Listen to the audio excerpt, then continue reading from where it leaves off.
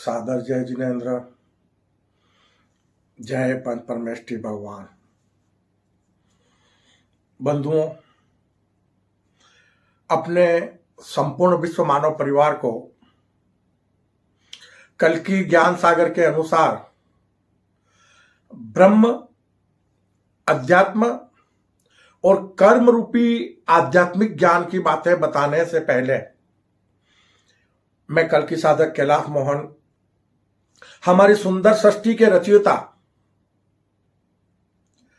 हमारी सृष्टि के सभी जीव जीवात्माओं के जन्मदाता, पालनहार, हमारी सृष्टि के सभी देवी देवताओं के, हमारे संपूर्ण विश्व मानव परिवार के परम माता पिता परमात्मा, देवलोक में विराजमान देविक महाशक्ति सगुण पर ब्रह्म को मैं सत सत नमन करता हूं। इसी के साथ हमारे विशाल ब्रह्मांड के रचयिता, संपूर्ण ब्रह्मांड के स्वामी, हमारे संपूर्ण सृष्टि के सभी देवी देवताओं के, कर्म भूमि पर हमारे संपूर्ण विश्व मानव परिवार के परम गुरुवर, ज्ञान, विज्ञान और आत्मशक्ति के दाता, जिस दिव्य महाशक्ति को किसी ने बनाया नहीं और जिस दिव्य महाशक्ति को कोई मिटा नहीं सकता, जो दिव्य महाशक्ति अजन्मा, अनादि, निष्कलंक, निराकार, अजर, अमर, अविनाशी है, उसके जैसा न कोई था, न कोई है और ना ही कभी कोई होगा। उस दिव्य महाशक्ति को, हमारे गुरुओं के भी गुरु, परम गुरुवर निर्गुण परम ब्रह्म को भी मैं सत सत नमन करता हूं। इसी के साथ बंधुओं, अपने परम गुरुवर से और देवलोक में विराजमान अपने परम माता पिता परमात्मा से करबद्ध दुआ करता हूं कि हे प्रभु, इस युग परिवर्तन की संधि वेला, संगम युग में, कलयुग को सतयुग में परिणित करने के लिए, हमारी कर्म भूमि पर सतयुगी दुनिया का सृजन करने के लिए, हमारे संपूर्ण विश्व मानव परिवार को वो सद्बुद्धि प्रदान करो, वो अद्भुत रहस्यमय सृष्टि सृजन का रहस्यमय ज्ञान प्रदान करो, जिससे इस कर्म भूमि पर मानव मात्र का अमूल्य मानव जीवन सार्थक हो सके, जिससे हमारी कर्म भूमि अविनाशी स्वर्ग और सतलोक बन जाए। कर्म भूमि पर किसी भी कर्म योगी को मरकर स्वर्ग और मोक्ष ना जाना पड़े। इसी भावना के साथ बंधुओं, अपने संपूर्ण विश्व मानव परिवार के लोगों का कल्याण चाहते हुए आज हमारा कल्कि ज्ञान सागर का विषय है कि हमारे संपूर्ण मानव जगत के लोगों को, हमारे संपूर्ण विश्व मानव परिवार के लोगों को अद्भुत रहस्यमय सृष्टि सृजन के रहस्यमय ज्ञानानुसार ईश्वर के निर्गुण व सगुण स्वरूप को जानने की जरूरत है। विषय क्या है? ईश्वर के, एक दिव्य महाशक्ति के, अपने परम गुरुवर के निर्गुण व सगुण स्वरूप को जानने की जरूरत है। हम संपूर्ण विश्व मानव परिवार के लोगों को परमात्मा और परम आत्मा में जो भेद है उसको जानने की जरूरत है कि परमात्मा और परम आत्मा में क्या भेद है, क्या फर्क है, और उसी के साथ जीव और जीवात्मा, तो जीव और जीवात्मा में क्या भेद है। ये तीन महत्वपूर्ण बिंदु हैं आज के विषय में। एक बार फिर आपके सामने दोहराऊंगा कि निर्गुण ईश्वर के निर्गुण व सगुण स्वरूप में क्या फर्क है। ईश्वर का निर्गुण व सगुण स्वरूप और परमात्मा और परम आत्मा प्रभु परमेश्वर में क्या फर्क है। और उसी प्रकार जीव और जीवात्मा में क्या फर्क है। मैं अपने अंतः प्रेरणा अनुसार बंधुओं इस विषय पर बताने का प्रयास करूंगा। और उससे पहले मैं करबद्ध अपने संपूर्ण विश्व मानव परिवार से निवेदन करना चाहूंगा कि मैं कल की साधक आपको जो भी आध्यात्मिक ज्ञान की बातें बता रहा हूं वह मैं स्वयं की अंतः प्रेरणा से आपको बताने का प्रयास कर रहा हूं। हो सकता है मेरे बताने में, आपके समझने में, या प्रभु द्वारा मुझे बताने में या मेरे समझने में कोई फर्क रह गया हो। इसलिए मैं अपनी किसी भी बात के लिए यह नहीं कहता कि मैंने जो आपको बताया है वही परम सत्य है। यह मैं कल की साधक उस बात का दावा नहीं करता। हमारा सिद्धांत है अनेकांत।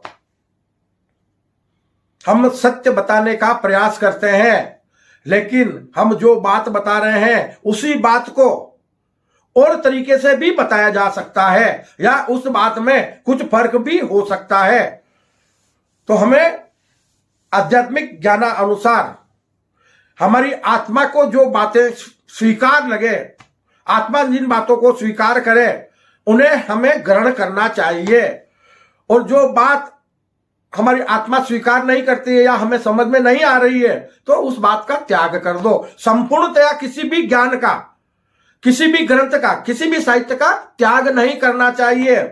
हो सकता है कोई धर्म का साहित्य है या किन्हीं महापुरुषों द्वारा लिखा गया है, हो सकता है 2-5% बातें हमको समझ में नहीं आती है, लेकिन 95% तो बातें अच्छी है ना, हम उनको तो ग्रहण करें ना। एक बात मानो कोई समझ में नहीं आ रही है या हमको गलत लग रही है, उसके लिए संपूर्ण साहित्य का त्याग नहीं कर देना। यह कहता है कल की ज्ञान सागर।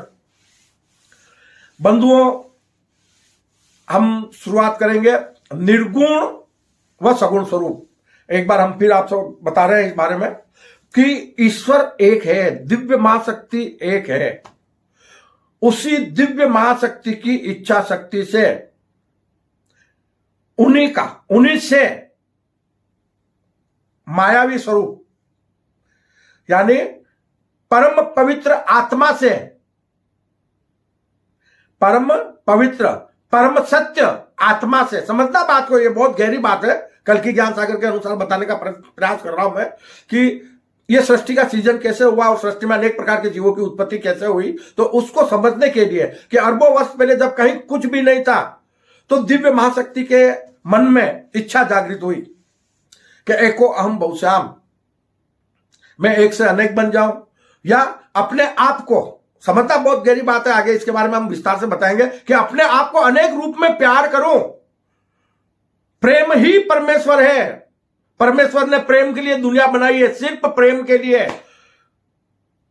इस सुंदर सृष्टि का भरपूर आनंद लो और एक दूसरे से प्रेम करो, खाओ पियो मस्त रहो। लेकिन बड़े दुख का विषय है कि मानव जगत के लोग, हमारे विश्व मानव परिवार के लोग इस कर्म भूमि पर अवतरित होने के बाद अपने सत्य स्वरूप को नहीं जानकर अपने अमूल्य मानव जीवन को मिट्टी में मिला रहे हैं। इसीलिए कल की ज्ञान सागर के माध्यम से प्रभु हमें अमूल्य ज्ञान प्रदान कर रहे हैं। कर्म करने का ज्ञान, ईश्वर को जानने का ज्ञान, स्वयं की आत्मा को जानने का ज्ञान। बंधुओं, आज तक हमारे मानव जगत के लोगों ने ईश्वर के सत्य स्वरूप को, सुंदर सृष्टि के मकसद को, सृष्टि के रचयिता देवी महाशक्ति को और स्वयं के सत्य स्वरूप को पूर्णतया नहीं जान पाया, वरना आज हमारा कैलेंडर लाखों वर्ष की गणना कर रहा होता। हम 2000 वर्ष बड़ी मुश्किल से चलते हैं इस कर्मभूमि पर और फिर से महाविनाश हो जाता है। आज भी हमारा कैलेंडर 2025 वर्ष की गणना कर रहा है और फिर से हमें महाविनाश की संभावनाएं दिखाई दे रही है। थोड़ा सा विकास करते हैं फिर से मिट्टी में मिल जाता है, थोड़ा सा विकास करते हैं फिर से मिट्टी में मिल जाते हैं। आज हम लोग मंगल पर और चांद पर दुनिया बसाने की कोशिश कर रहे हैं, लेकिन ऐसा ना हो कि विकास का तो हम लोग ध्यान रख रहे हैं कि हम विकास के माध्यम से ऊंचाइयों को, आकाश की ऊंचाई को छू लें, लेकिन धर्म के अभाव में हमारे सारे विकास कुछ ही पल में मिट्टी में मिल सकते हैं पाप के कारण। क्यों? कि धरती पर पाप का बोझ बढ़ गया है। कर्म भूमि पर विकास में हजारों वर्ष लग जाते हैं। छोटा सा एक इतिहास अभी नजर डालो इतिहास पे कि मानव सभ्यता की जो शुरुआत हुई कुछ लाखों वर्ष पहले, तो उसकी परिस्थिति क्या थी? जंगलों में रहना, जंगलों में खाना पीना, जानवरों की तरह। न तो वस्त्र थे, न कोई खाने पीने की चीजें थी। प्रकृति से जो कुछ मिलता वो खा पी कर अपना जीवन गुजार लेते थे। वहां से हम शुरू होकर आज यहां तक पहुंचे कुछ हजारों साल में, और फिर से ये महाविनाश की संभावनाएं दिखाई दे रही है, क्योंकि हम ईश्वर के सत्य स्वरूप को, दैविक महाशक्ति के सत्य स्वरूप को और स्वयं के सत्य स्वरूप को नहीं जान पाए। तो ईश्वर एक है, उसी के दो स्वरूप और दो चरित्र हैं, निर्गुण व सगुण। ये बात को बड़े ध्यान से सुनना, बड़े ध्यान से समझने की चीज है कि निर्गुण स्वरूप में दिव्य महाशक्ति ज्ञान, विज्ञान और आत्मशक्ति का दाता है। समझना, ज्ञान निराकार है, दिखाई नहीं देता लेकिन है। विज्ञान निराकार है, दिखाई नहीं देता मगर है। ज्ञान, विज्ञान और आत्मशक्ति, आत्मशक्ति भी निराकार है पर दिखाई नहीं देती। ये तीनों तथ्य हमें अपने परम गुरुवर दिव्य महाशक्ति निर्गुण परम ब्रह्म से प्राप्त होते हैं, और वो निर्गुण परम ब्रह्म हमारी आत्मा में एक अंशज के रूप में विद्यमान रहते हैं। हम उस निर्गुण परम ब्रह्म के विराट आत्म स्वरूप को उसके साधक बनकर साधना के माध्यम से जान सकते हैं और स्वयं आत्म स्वरूप बनकर अपना इस कर्म भूमि पर आत्म कल्याण कर सकते हैं। उन्हीं से प्रकट हुई महामाया सगुण स्वरूप, जिसे दैविक महाशक्ति कहा गया है, निर्गुण स्वरूप में परम ब्रह्म, परम आत्मा, विराट स्वरूप, विराट आत्म स्वरूप, कैसा? सागर जैसा। कहते हैं ना कि सागर का पानी भाप बनकर अंतरिक्ष में उड़ता है, बादल बनता है, फिर कर्म भूमि पर बरसता है। तो कुछ तो पानी सड़कों पर बहता हुआ जाता है, कुछ नदी नालों में बहता हुआ जाता है, कुछ कुओं में स्थायी रूप से रह जाता है, और कुछ पानी बहते बहते बहते फिर से सागर में समाहित हो जाता है। यही क्रिया मानव जीवन की है जो हम आपको बताने जा रहे हैं। तो अद्भुत रहस्यमय सृष्टि सीजन के रहस्यमय ज्ञानानुसार एक बार मैं फिर से वो 4 लाइनें दोहराऊंगा, जिससे आपको ईश्वर के सत्य स्वरूप को समझने के अंदर सुविधा प्राप्त हो सके, यानी आप अच्छे से उसको समझ सके। तो मानना इस बात को कि मन की इच्छा शक्ति ने, यह शास्त्र अनुकूल बता रहा हूं मैं आपको, आध्यात्मिक ज्ञान अनुसार बता रहा हूं, देखा किसी ने भी नहीं है लेकिन शास्त्र प्रमाण है, मान्यता है। तो मन की इच्छा शक्ति ने एक निर्गुण निराकार परम ब्रह्म को भी सगुण साकार बना दिया। मन की इच्छा शक्ति ने एक निर्गुण निराकार परम ब्रह्म को भी सगुण साकार बना दिया। परम सत्य परम ब्रह्म को भी परम सत्य से सत असत बना दिया। कैसे? कि जो दैविक महाशक्ति है वो सत असत है, दिव्य महाशक्ति है वो परम सत्य है, वो अपनी जगह विद्यमान है, वो संपूर्ण ब्रह्मांड में विद्यमान है। तो उन्हीं का मायावी स्वरूप सत असत दैविक महाशक्ति हुआ। तो एक परम सत्य परम ब्रह्म को भी परम सत्य से सत असत बना दिया, और सत असत के इस रहस्यमय खेल में, ये अद्भुत रहस्यमय सृष्टि सीजन का जो रहस्यमय खेल है ना, उसको समझना कि सत असत के इस रहस्यमय खेल में खुद ही खुद से हो गए जुदा, दूसरा कोई नहीं है। सत असत के इस रहस्यमय खेल में खुद ही खुद से हो गए जुदा, और सत असत से पुनः परम सत्य बनने के लिए खुद ने खुद को खुद का खुदा बना दिया, खुद ने खुद को खुद का खुदा बना दिया। जिस दिन साधक अपने ईश्वर की, अपने निर्गुण परम की साधना करते हुए स्वयं के भीतर के विराट आत्म स्वरूप को जान लेता है, तो वो पुनः निर्गुण परम ब्रह्म में लीन हो जाता है। जिस तरह पानी बहते बहते सागर में मिलता है, तो वो वाले नदी का पानी हो, नाले का पानी हो, सड़क का पानी हो, उसका अपना अस्तित्व मिट जाता है और उसे सागर नाम मिल जाता है। उसी प्रकार कर्म भूमि पर कर्म योगी अपने इस भौतिक शरीर रूपी मैं को त्याग कर विदेही भाव में, देह भाव को त्याग कर विदेही भाव में विराट आत्म स्वरूप बनकर निर्गुण परम ब्रह्म में पुनः लीन हो सकता है। और इस कर्म भूमि पर इसी भौतिक शरीर में आत्म स्वरूपता में रहते हुए अपने इस भौतिक शरीर को, प्रकृति के पंच तत्व से बने हुए इस भौतिक शरीर को आत्म स्वरूप बनाकर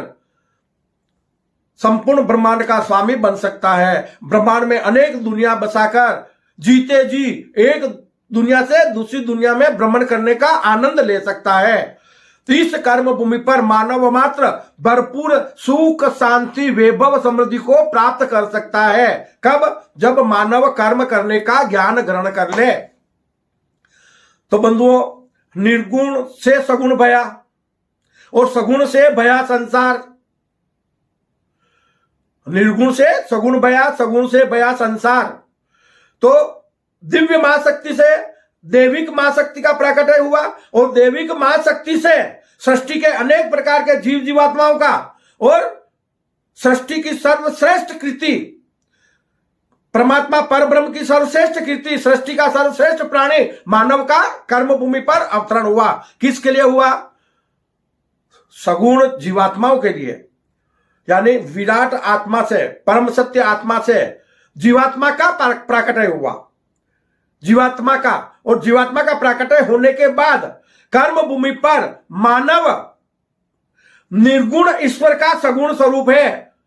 कर्म भूमि पर मानव निर्गुण ईश्वर का सगुण स्वरूप है और दैविक महाशक्ति सगुण परब्रह्म का साक्षात साकार रूप है। बस वो अपने स्वयं को भीतर से जान ले, बाहरी स्वरूप से नहीं है, मन और बुद्धि से नहीं है।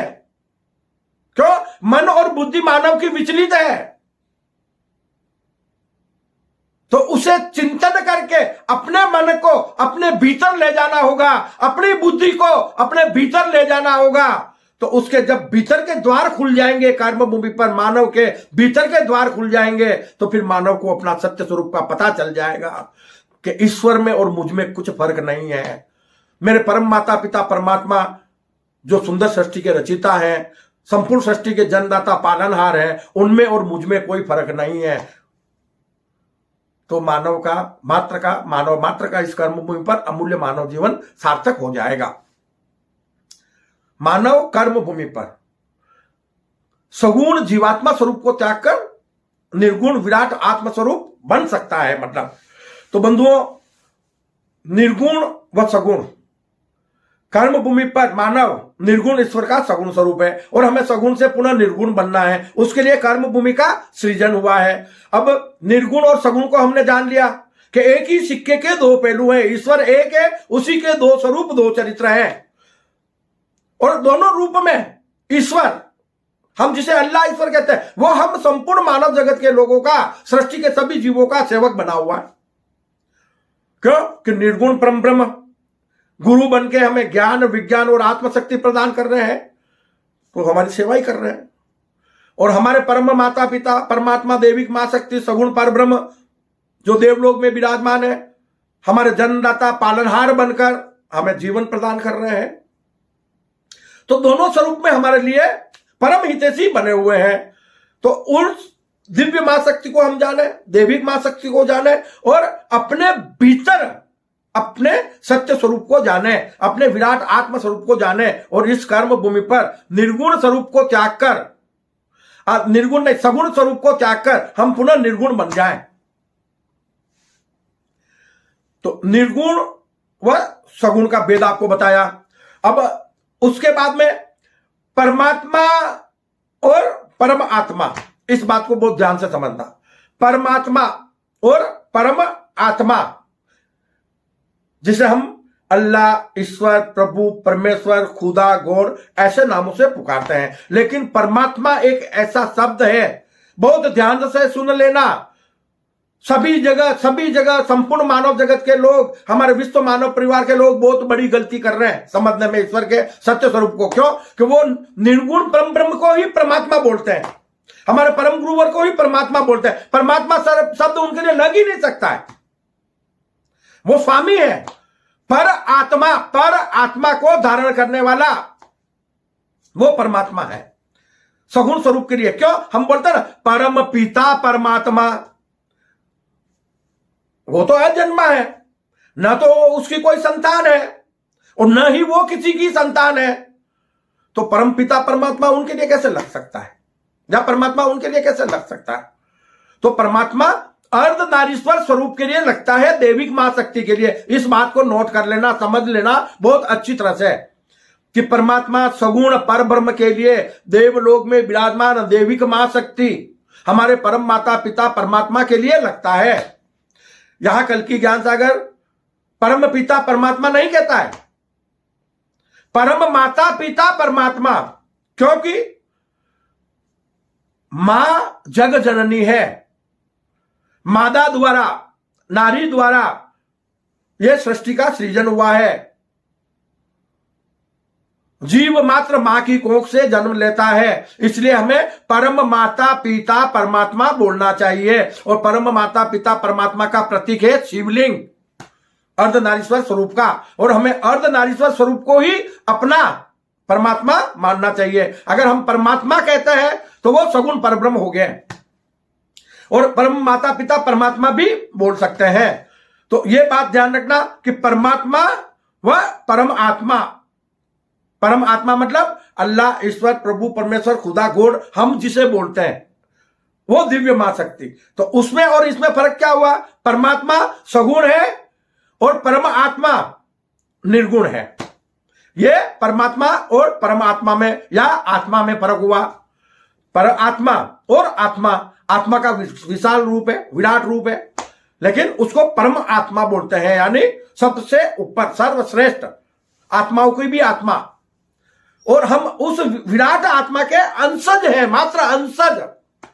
कल्कि ज्ञान सागर कहता है कि निर्गुण स्वरूप में जो हमारे परम गुरुवर है उनके हम अंशज हैं, क्योंकि वो आत्मस्वरूपता में हमारे भीतर विद्यमान रहते हैं। इसलिए हम संपूर्ण सृष्टि के सभी लोग आत्मस्वरूपता में एक समान हैं, क्योंकि आत्मा का स्वभाव प्रेम, दया और सेवा के भाव होते हैं। और जो भी इंसान आत्मस्वरूप होगा तो उसमें यही भाव जागृत होंगे। बंधुओं, हम आत्मस्वरूपता में सभी एक समान हैं। कर्म भूमि पर सभी मनुष्य, हमारे संपूर्ण विश्व मानव परिवार के लोग आत्मस्वरूपता में हम सब एक समान हैं, क्योंकि आत्मा का स्वभाव हमने आपको बताया कि प्रेम, दया, भाईचारा, सेवा के भाव, यह आत्मा का स्वभाव है। और अगर कोई आत्मस्वरूप है तो उसमें यही भाव प्रकट होते हैं। अब रही बात जीवात्मा स्वरूप की, तो जीवात्मा स्वरूप में हम संपूर्ण मानव जगत के लोग भिन्न भिन्न हैं। क्यों? क्योंकि यही अद्भुत रहस्यमय सृष्टि सृजन का खेल है कि हम जीवात्मा स्वरूप में एक परम माता पिता परमात्मा की संतान होकर भी मन और बुद्धि से कर्म करते हैं, उसके लिए हम सब भिन्न भिन्न हैं। तो हमें इस कर्म भूमि पर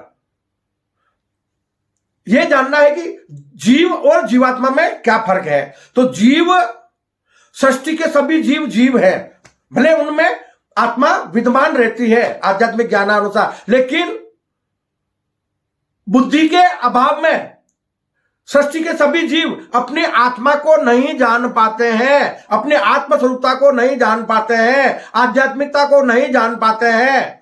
कहते हैं ना, ब्रह्म, अध्यात्म और कर्म, कर्म तो मानव के लिए है, लेकिन ब्रह्म और अध्यात्म को सृष्टि के अन्य कोई जीव नहीं जान पाते हैं, इसलिए उन्हें जीव माना गया है। क्यों? कि वो सिर्फ अपनी योनि भुगतते हैं। तो जीवात्मा कौन हुए?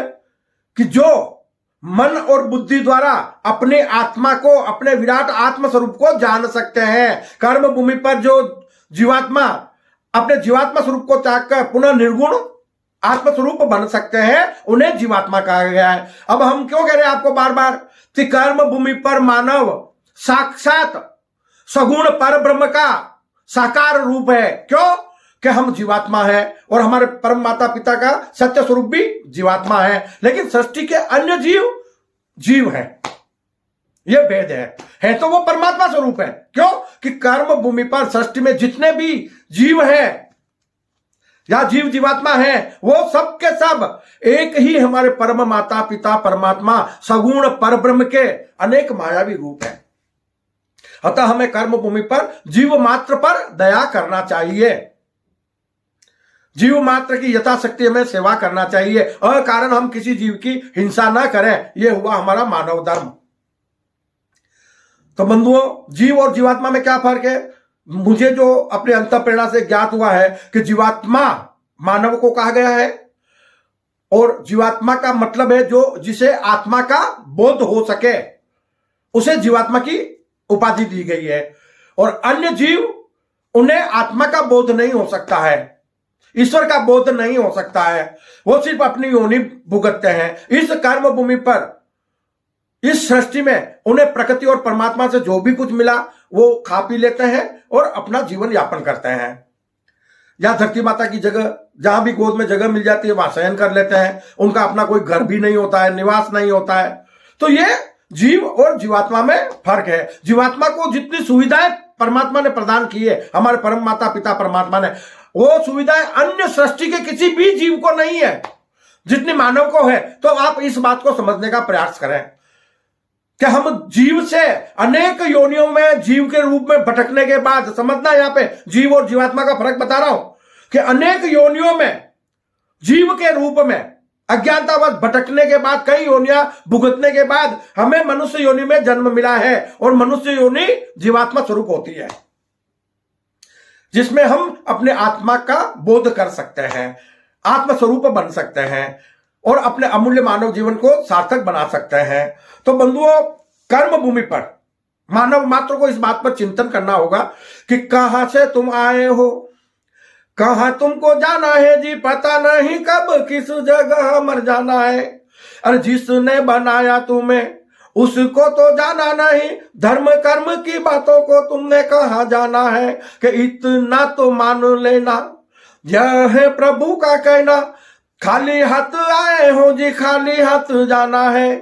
तन परिवर्तन होगा तो क्या होगा? कुछ भी साथ आता जाता नहीं है, सिर्फ कर्मों की पोटली हमारे साथ लगी रहती है। कि इतना तो मान लेना, यह है प्रभु का कहना, खाली हाथ आए हो जी, खाली हाथ जाना है। अरे माटी के पुतले हो तुम, तो माटी में मिल जाना है। तो बतलाओ जग से क्या साथ लेकर जाना है, बतलाओ जग से क्या साथ लेकर जाना है, बतलाओ जग से क्या साथ लेकर जाना है। बंधुओं, ईश्वर के हमने निर्गुण व सगुण स्वरूप को जाना। ईश्वर एक है, उसी के दो स्वरूप है, निर्गुण व सगुण, एक ही सिक्के के दो पहलू हैं। नर और नारी भी एक ही सिक्के के दो पहलू हैं। क्यों? कि सत्य स्वरूप परब्रह्म का, हमारे परम माता पिता परमात्मा का अर्धनारीश्वर स्वरूप है। तो इसलिए नर व नारी भी एक ही सिक्के के दो पहलू हैं।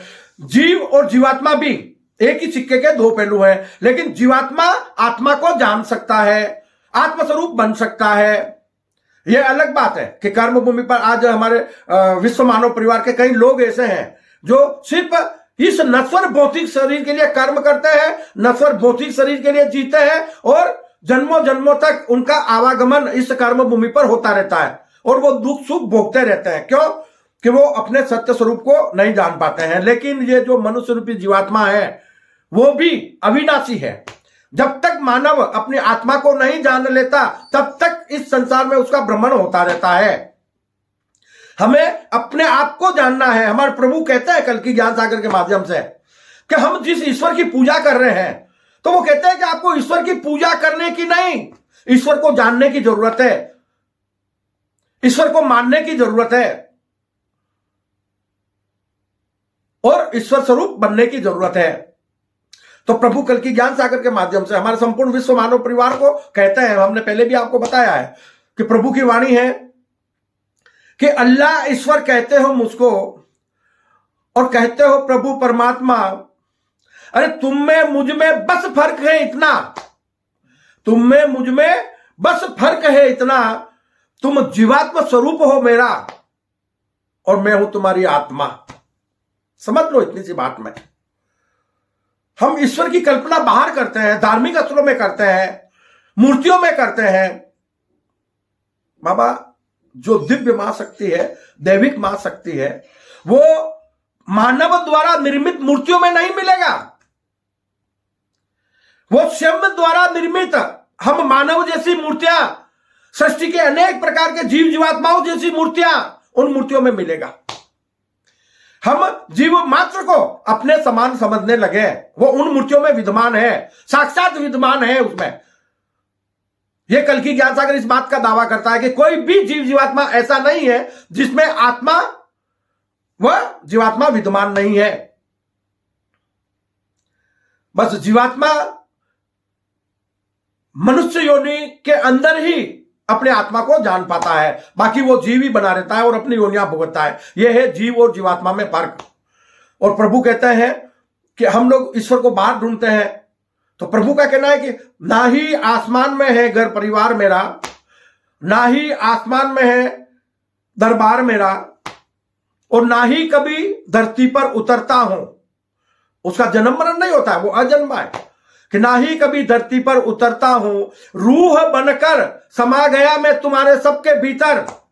ये तुम्हारा जिस्म ही है निवास मेरा, ये तुम्हारा जिस्म ही है निवास मेरा, ये तुम्हारा जिस्म ही है निवास मेरा। तो बंधुओं, इस कर्म भूमि पर अपने अमूल्य मानव जीवन को सार्थक बनाना है तो स्वयं के सत्य स्वरूप को जान लो। स्वयं के भीतर जाकर अपने भीतर के दरवाजे खोलो और अपने प्रभु को और अपने परम माता पिता परमात्मा को जान लो। आपका अमूल्य मानव जीवन इस कर्म भूमि पर सक्षम हो जाएगा, साकार हो जाएगा। हमें अपने मानव जीवन को सार्थक बनाना है तो हमें स्वयं को जानना होगा, स्वयं की साधना करनी होगी। यह हमारे प्रभु का कहना है। तो बंधुओं, हम कल की ज्ञान सागर के माध्यम से आपको आज ईश्वर के निर्गुण और सगुण स्वरूप के बारे में, परमात्मा और परम आत्मा यानी परमात्मा और ईश्वर में क्या फर्क है उसके बारे में उस भेद को बताया, और जीव और जीवात्मा में क्या फर्क है यह बात आपको बताई कि जीव उन्हें कहते हैं कि जो अपने सिर्फ शरीर को जान पाता है, आत्मा को नहीं जान पाता है। भले उनमें आत्मा होती जरूर है लेकिन वो अपनी आत्मा को जान नहीं पाता है, क्योंकि आत्मा ज्ञान को कहा गया है और उनमें संक्षिप्त ज्ञान इतना होता है कि मुझे भूख लग रही है, मुझे प्यास लगी है, मुझे खाना है, मुझे पीना है, या वो अपने बच्चों से प्यार करते हैं। ये आत्मा के भी अंशज हैं, लेकिन उन्हें वो भाग्य प्राप्त नहीं होता इतनी योनियों में। कितनी 83,99,999 योनि जो जीव भुगतते हैं, उन्हें आत्मा को जानने का ज्ञान नहीं मिलता है। यह सिर्फ मनुष्य योनि में ही प्राप्त होता है। तो हम अनेक योनियां भुगतने के बाद हमें अमूल्य मनुष्य योनि मिलती है, और हम इस अमूल्य मनुष्य योनि के जो हमें प्राप्त होती है उसे हम मिट्टी में मिला देते हैं अपने मानव जीवन को। तो इस मानव जीवन में स्वयं को जानो और अपना अमूल्य मानव जीवन सार्थक बनाओ। तो बंधुओं, कल की ज्ञान सागर के चैनल के इन छोटे छोटे वीडियो को ज्यादा से ज्यादा आप लाइक करें, शेयर करें, और आपके अपने हमारे ईश्वरीय चैनल को ज्यादा से ज्यादा सब्सक्राइब करावें। और हमारा प्रयास रहे कि यथाशीघ्र कर्म भूमि पर ईश्वरीय ज्ञान की प्रभावना हो और हमारी कर्म भूमि यथाशीघ्र कलयुग से सतयुग में परिणित हो जाए, और हमारी कर्म भूमि पर यथाशीघ्र सतयुगी दुनिया का सृजन हो जाए। इसी भावना के साथ मैं अपने संपूर्ण विश्व मानव परिवार के लोगों का कल्याण चाहते हुए अपनी वाणी को विश्राम देता हूं। जय अहिंसा, ओम विश्व शांति, सत्यमेव जयते, सत्यमेव जयते, सत्यमेव जयते।